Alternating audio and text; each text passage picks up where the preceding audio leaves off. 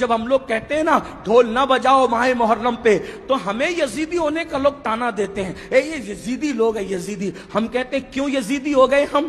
ہاں ہمارا حال تو یہ ہے کہ ہمیں ناسبی اور خارجی اہل بیت کا ذکر سن کے ہمیں رافضی کہیں، اور آپ کو ڈھول کے لیے منع کریں تو آپ ہمیں یزیدی کہیں۔ بہت اچھی بات ہے، آپ کے اپنے معاملات ہیں، مگر یاد رکھنا اللہ کی عدالت میں تمہیں بھی منہ دکھانا ہے اور ہمیں بھی کھڑے ہونا ہے۔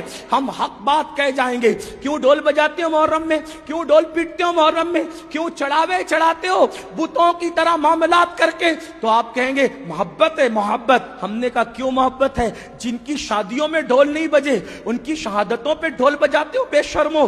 آپ بتائیں مجھے، کوئی ثابت کر سکتا ہے امام حسن کے نکاح پہ ڈھول بجا، امام حسین کے نکاح پہ ڈھول بجا؟ جن کی شادیوں میں ڈھول نہیں بجے ان کی شہادت پہ ڈھول بجانے کا جگر لاتے کہاں سے ہو؟ کہا نہیں نہیں یہ عشق اور محبت ہے۔ ہم نے کہا اگر یہی عشق و محبت ہے، اگر یہی تقاضۂ محبت ہے کہ علی اکبر کے جسم کے جس دن ٹکڑے ہوئے ہوں، جس دن اللہ اکبر امام حسین کے سر کو نیزے پہ اٹھایا گیا ہو، جس دن بیویوں کی چادریں چھینی گئی ہو، اگر اسی دن ڈھول بجانا تقاضۂ محبت ہے، اللہ کسی کو وہ دن نہ دکھائے جس دن تیرے بیٹے کا ایکسیڈنٹ ہو اور تیرے بیٹے کا جوان بیٹے کا جنازہ اٹھ رہا ہو، اس وقت تو ڈھول بجانا، پھر سمجھیں گے کہ تقاضۂ محبت کسے کہتے ہیں۔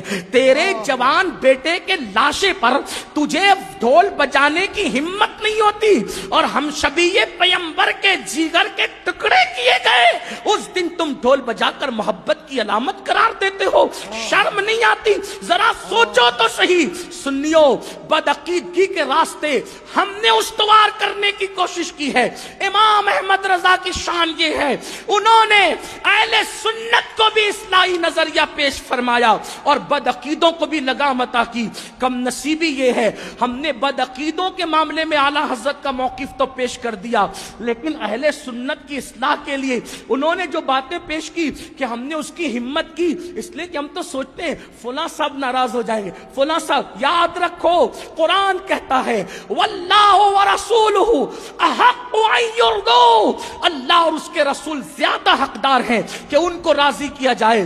لوگ رزاق نہیں ہیں، رزاق اللہ ہے۔ اس لیے سنیوں، میری قوم کے جوانوں، امام نے جو پیغام دیا ہے اس دونوں کو سینے سے لگاؤ۔